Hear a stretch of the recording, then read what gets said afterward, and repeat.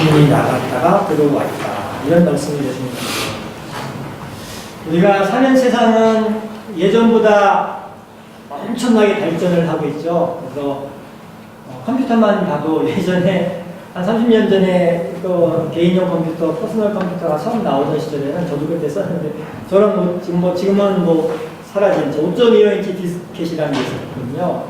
용량이 한 1메가, 2메가. 요즘 사진 한 장만 찍어도 4, 5메가인데 사진 한 장도 저장 못하는 저런 걸 컴퓨터에 끼고 드륵 보스 1.0 가지고 CD, 책 디렉토리, 디렉토리, DIR 이런 그걸 키보드로 쳐가지고 컴퓨터를 썼었는데, 근데 요즘 컴퓨터는 성능이 워낙 차이가 비교가 안 될 정도로 성능이 발전을 해가지고 우리가 그런 시대를 살고 있죠. 통신도. 그런데 이 세상에는 이렇게 시간이 지나면서 발전을 하는 분야가 있는가 하면은 별로 발전을 하지 않는 분야가 있어요. 여전히 똑같은 그런 또 분야가 있어요.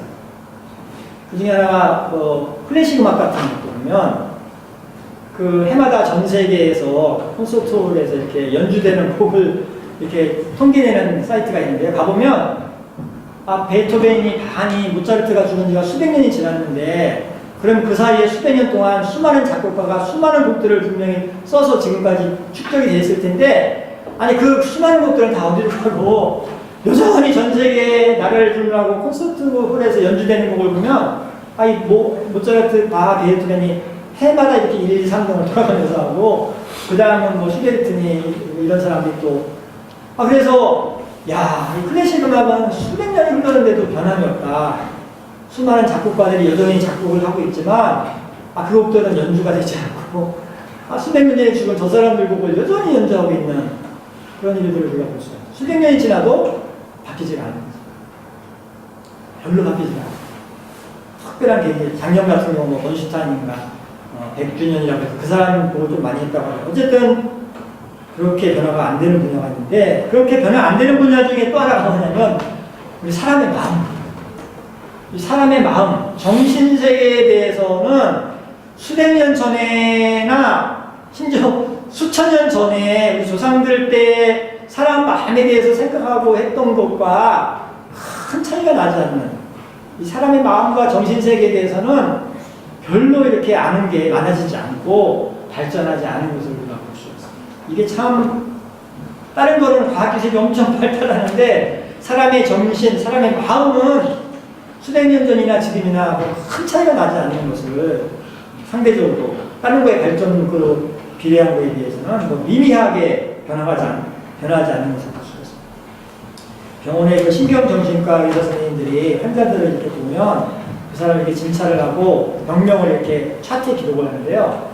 그 사람들이 신경정신과 정신과 의사들이 이렇게 병명 차트를 분류하는 기준이 되는 책이 있어요. DSM이라는 책인데요. 그래서 미국 정신의학회라는 데서 미국의 정신과 의사들이 한 60년 전에 저런 자료를 만들기 시작해서 계속 업그레이드를 해와서 이제 2013년인가 5판이나 5번 한국말로도 이렇게 번역이 돼서 우리 한국말 제목은 정신질환의 진단 및 통계 편란에서 거기 보면 촘촘하게 정신과에서 의사들이 분류한 병명이 우리가 아는 병도 있고 생전 처음 들어오는 병도 있고 다 이렇게 분류가 돼서 병이 쭉 나오는데 그래서 그 자료 보면 ICD라고 하는 국제질병분류법 그래서 이렇게 숫자로 기호가 있거든요. 이 병은 중무성장이라고 됩니다. 371-2 이렇게 그런 병명을 이렇게 다 기록을 하고 있는데 그런데 참 재미있는데 이 정신과 의사들이 정신병을 분류하는 정신질환을 분류하는 영어 명칭을 한국말로는 이게 좀 애매한데 영어 명칭을 보면 거의 대부분이 정신병 뒤에 뭐라는 말이 있냐면 disorders 이 말이 붙어요. 우울장애는 depression disorder, 공황장애는 panic disorders 이 식으로. 정신병을 진단하는 그 정신병명에는 여기 책에 보면 다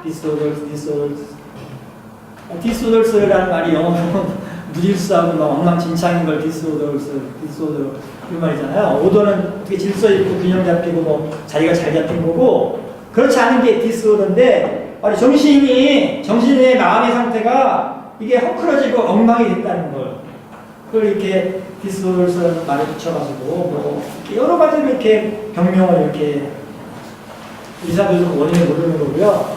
또 정신병이라는 게 딱 이건 우울증, 뭐 이거는 무슨 공황장 이렇게 할 수가 없는 거예요. 이게 딱딱 떨어지지 않아요. 다 엉켜 있고 섞여 있고 애매모호하니까 의사들도 사실 모르는 거죠. 대충 보고 오래 임상을 하면 경험으로 이 사람은 우울증이 훨씬 심하니까 우울로 이렇게 병명을 적고 얘는 패닉이 좀 더 심하니까 공황장애 이렇게 하는 거지 이게 딱 부러지게 딱딱딱 병명이 또 떨어지는 게 아니죠. 그래서 이런 상태를 이렇게 분류를 하고 이런 매뉴얼을 가지고 이렇게 판단을 하는데 그런데 우리 사람의 마음과 정신을 다루는 매뉴얼이 의사들이 쓰는 이런 매뉴얼도 있지만 우리가 갖고 있는 이 성경도 사실은 이 성경도 우리 인간의 정신과 마음을 이렇게 다루고 이렇게 분류하고 또 나름대로 이렇게 진단하고 그렇게 하는 매뉴얼이라고 볼 수가 있어요. 이것도 이 안에는 많은 임상들이 정신과 마음의 여러 가지 많은 사례들을 이렇게 말하고 있는 걸 수가 있습니다. 예수님이 이 땅에 오셔서 하신 사역의 3분의 2가 축사와 신용, 귀신 쫓는 것과 병 고치는 것. 이 귀신 쫓는 것과 병 고치는 건 또 깊은 상관관계가 있어서 3분의 2가 예수님이 하신 일의 3분의 2는 3분의 2의 사례는 귀신 쫓고 병 고치는 일이었고요. 3분의 1이 이제 말씀을 전하고 전도하고 복음 전하는 건데 그런데 요즘 교회들이 하는 사역을 보면 3분의 1을 귀신 쫓고 병 고치는 일을 하느냐 하면 그렇지 않고 요즘 교회들이 이 귀신 쫓고 병 고치는 일을 하는 거는 교회 사역 중에 그렇게 미미하고 거의 안 하는 교회도 많고 해도 조금씩 하는 그런 걸 볼 수 있어요. 오히려 3분의 1 예수님이 하셨던 이 말씀 사역 그 가르치는 사역 3분의 1을 그냥 그것만 죽으라고 하는 거죠. 교회들마다 설교하고 성경 공부하고 특별히 장로교는 또 지성적인 걸 강조하다 보니까 장로교는 심하게 그쪽이 너무 많이 하면서 상대적으로 이쪽 귀신 쫓고 뭐 병 고치는 거는 나중에 마치 터부시하기도 하고 이렇게 무시하기도 하고 또 전 세계 장로교 중에서도 특별히 한국 장로교는 유교적인 장로교 그냥 장로교 아니고 유교식 장로교 우리가 갖고 있는 유교의 전통을 갖고 있는 장로교다 보니까 더 극할 정도로 이렇게 이쪽에만 치우쳐가지고 뭐 가르치고 배우고 책 읽는 것만 반대로 이쪽은 아예 무시하고 안심다는 그런 아주 불균형한 상태를 볼 수 있습니다. 저희가 신학교 다닐 때 목사들은 설교 한 편 준비하려면 최소한 20시간 이상 책을 읽어야 된다. 그게 주입이 돼가지고 저도 사실은 일주일에 책 읽는 시간이 20시간, 40시간은 넘는 것 같아요. 어쨌든 목사들이 장로교 목사들은 책 읽는 게 일이다. 이걸 신학교 다닐 때 워낙 많이 들어가지고 목사가 제일 열심히 잘하는 게 책을 열심히 읽어야 된다. 설교 준비 한 편에 20시간씩 책 읽어야 된다. 2편을 하면 40시간 읽고 3편 주려면 60시간. 그러니까 인간의 시간은 제한되어 있는데 근데 장로교가 그렇게 흐름이 가고 있어요. 성경에서 보여준 것과 조금 다른 거죠. 그런데 우리가 실상 매일매일 살다 보면 이게 책으로 돌아가는 세상이 아니잖아요. 우리가 날마다 살아가면서 마음이 상하고 정신적인 문제 그런 일들을 늘 겪고 살고 있죠. 우리 현실이 그렇죠. 이게 정신질환자들이 저지른 범죄, 흉악범죄 묻지마 범죄가 날이 갈수록 이렇게 증가하고 있는데요. 이건 빙산의 일각이고 사실은 이렇게 경찰청 통계로 잡히는 건 빙산의 일각이고 이런 통계에 안 잡히는 일이 너무 많은 거예요. 멀쩡한 사람이 저지르는 범죄.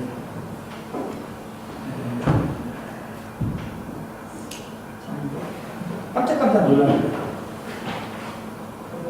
지난주에 보니까 어떤 여자 선생님이 김동성한테 5억 5천 선물 준 그 선생님이 자기 엄마 죽이려고 이렇게 청구했다가 들통나가지고 경찰에 잡혔는데 그 사람이 경찰에 하는 말이 내 정신이 아닌 것 같아요. 무슨 정신을 항상 그런 범죄가 일어나는 그 사람이 하는 말이 내 정신이 아니다. 내가 왜 그때 그랬나 모르겠다. 이런 말을 하는데요. 이런 일이 벌어지는 거예요. 변명일 수도 있죠. 그게 우리가 살고 있는 현실이고 남의 문제가 아니고 우리 인간은 하루에 6만 가지의 생각을 한다는데 그 6만 가지의 생각이 다 좋은 생각, 선한 생각, 착한 생각만 하느냐 하면 그렇지 않잖아요. 그 6만 가지 중에는 나쁜 생각도 있고 하나님 앞에서 좋지 않은 생각도 있는데 그런 생각은 다 마귀에게 틈이 되는 그러한 현상인데 우리가 그걸 별로 주의하게 여기지 않고 그냥 살고 있습니다. 그래서 이 영적인 세계, 마음의 문제가 중요한 데를 살아가면서 특별히 그 마음이 왜 중요한가 하면 그 마음을 통해서 마귀가 역사했다. 오늘 말씀, 예수님이 주신 말씀도 그 부분을 다루고 있습니다. 오늘 말씀을 보면 이 마귀가 더러운 귀신이 어떤 사람 마음속에 들어갔다 나갔다. 예수님이 이렇게 말씀하고 있습니다. 한번 같이 마태복음 12장 43절 한번 같이 읽어보겠습니다. 43절.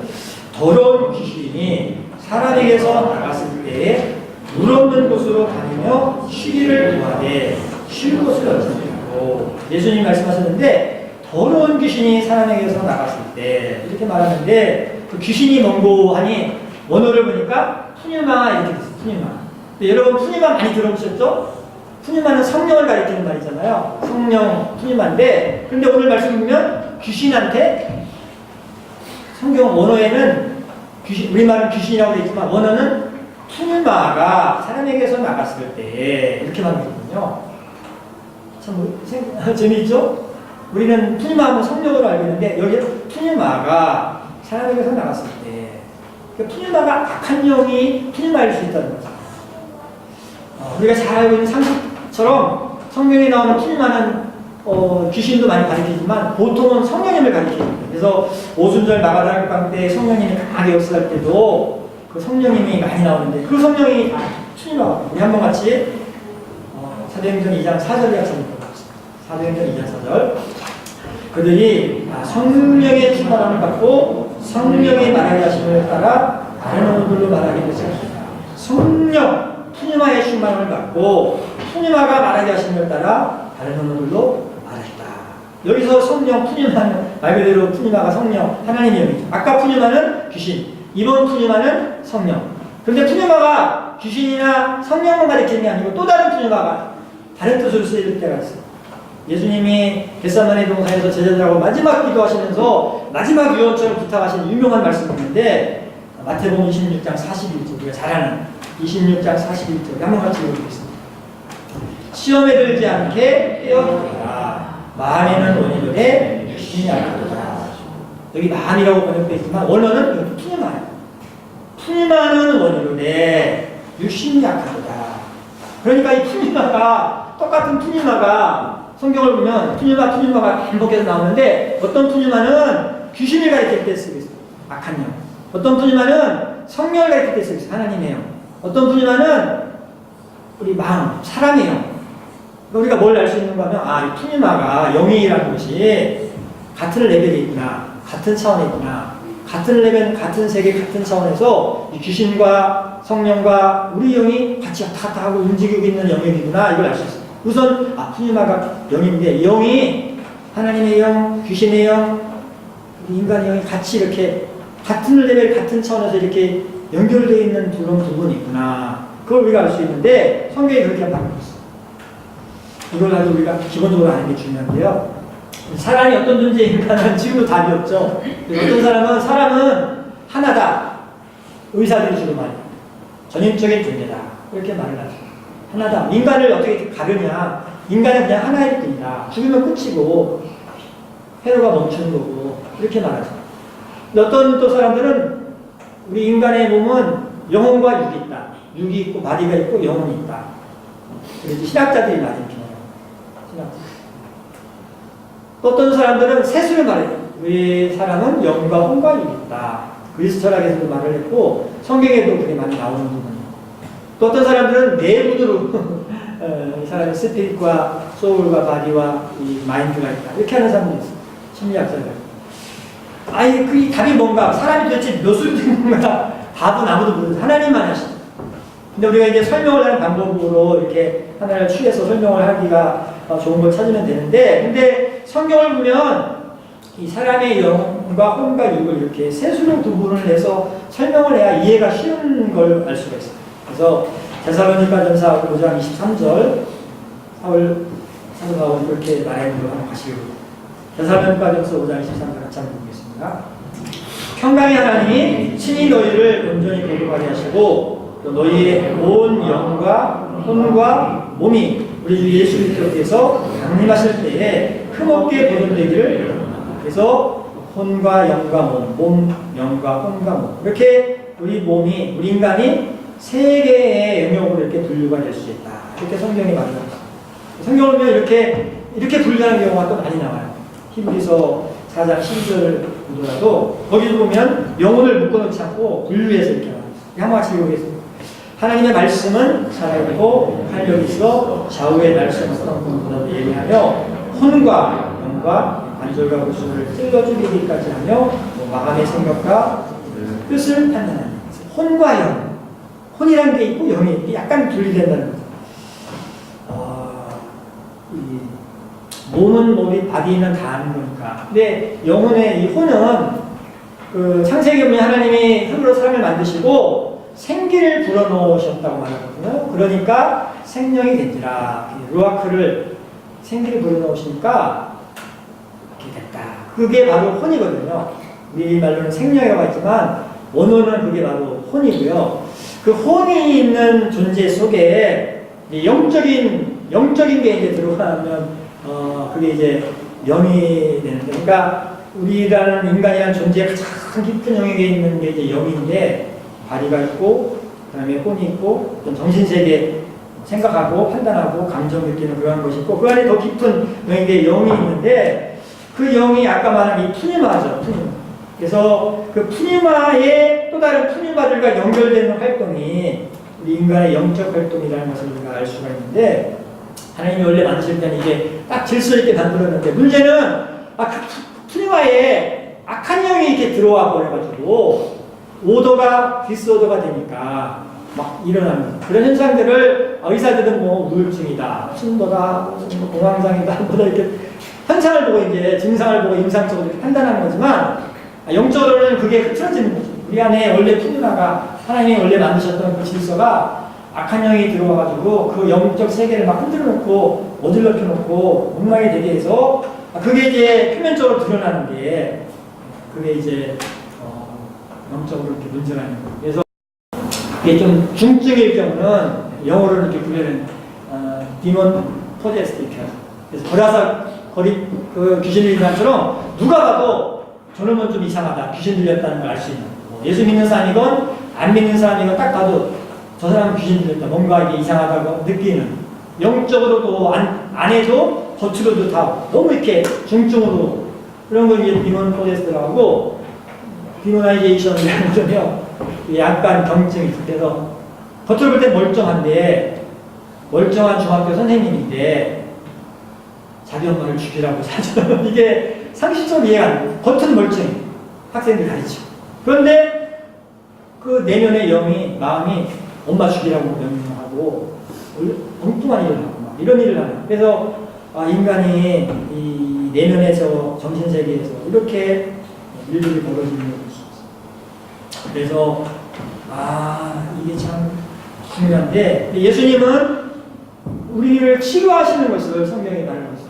우리가 그런 존재인데 중증이건 경증이건 예수님은 그걸 다 치료하셨거든요. 그래서 이 거라사 귀인, 중증이었던 거라사 사람, 이 사람을 고치실 때 보면 예수님이 그 사람을 고치시는데 뭐라고 말하고 있는가 하면 더러운 귀신아 나와, 이렇게 말해요. 마가복음 5장 8절 한번 보겠습니다.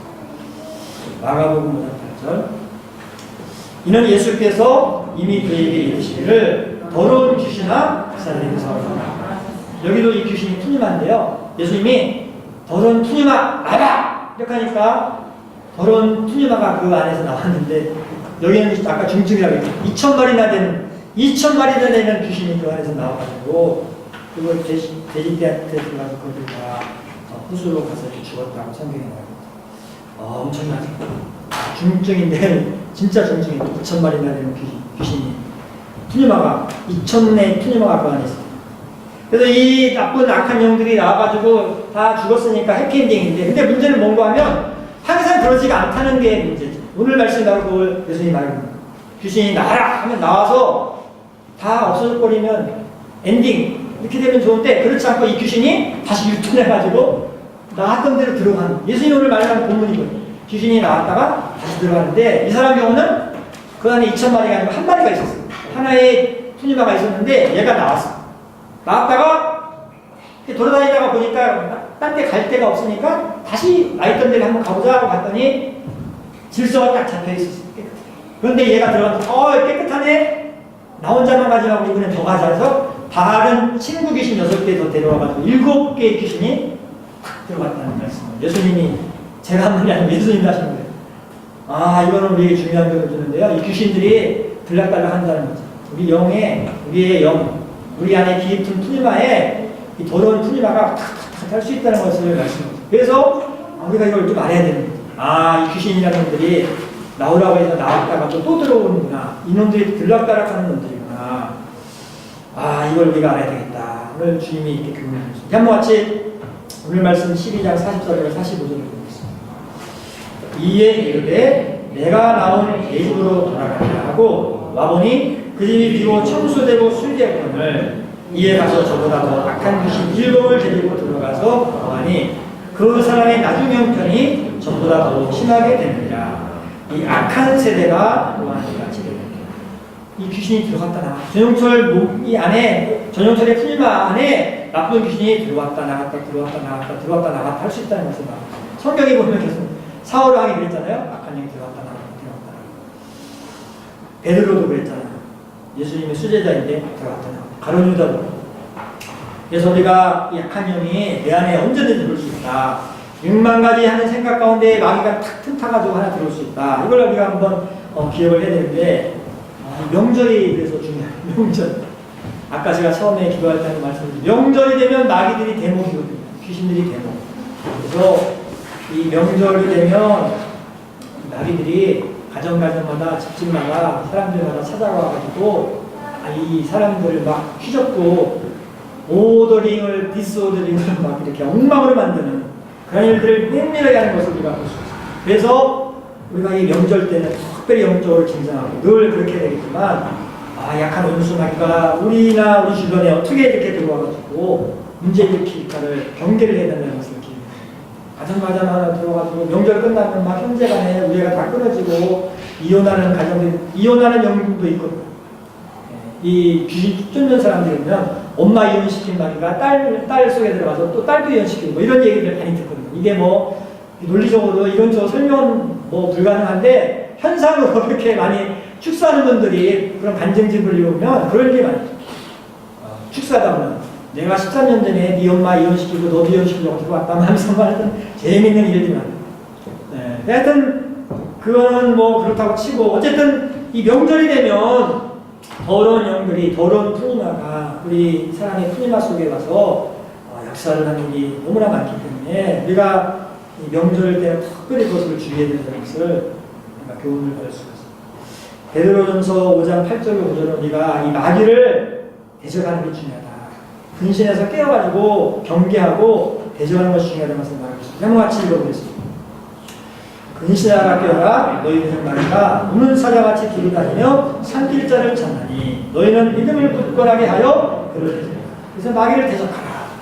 이 마귀를 경계하면서 근신해서 대적해라. 야고보서 4장 7절도 똑같이 말하고 있습니다. 같이 한번 읽어보겠습니다. 그런즉 너희는 하나님께 복종할 자다. 마귀를 대적하라. 왜냐하면 너희를 대적하라. 마귀는 틈을 타고 들어오는데 명절은 틈이 확 벌어지는 시간이에요. 사람의 마음이 당신, 휴일이니까, 연휴니까 당신. 그러니까 탁 타다 보면 틈이 쫙 벌어져서 마귀들이 아주 그냥 사람들 공격하기 가장 좋은 그러한, 아까 말씀드린 대목, 마귀들의 대목. 그래서 우리가 영적으로는 어느 때보다 이렇게 긴장을 하고 잘 준비를 하고 살아야 되는 것을 기억하시고요.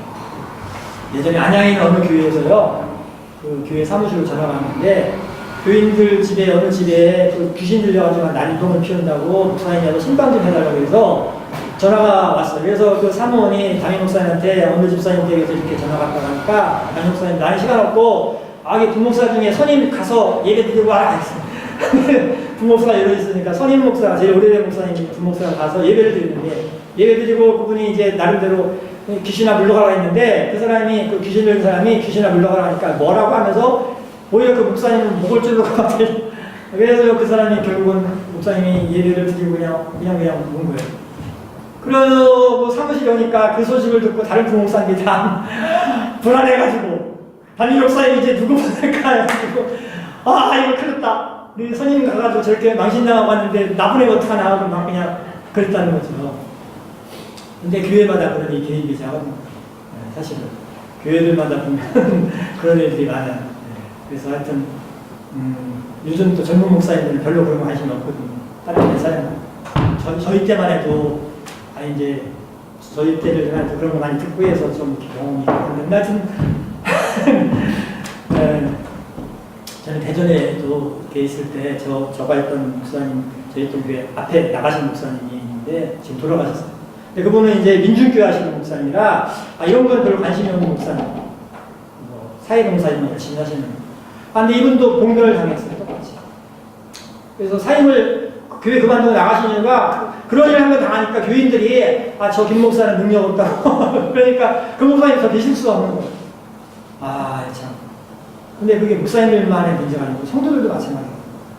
영적으로 우리가 이게 이렇게 영적으로 이렇게 깨어있고 준비가 안 돼 있으면 무력해요. 예수 믿어도.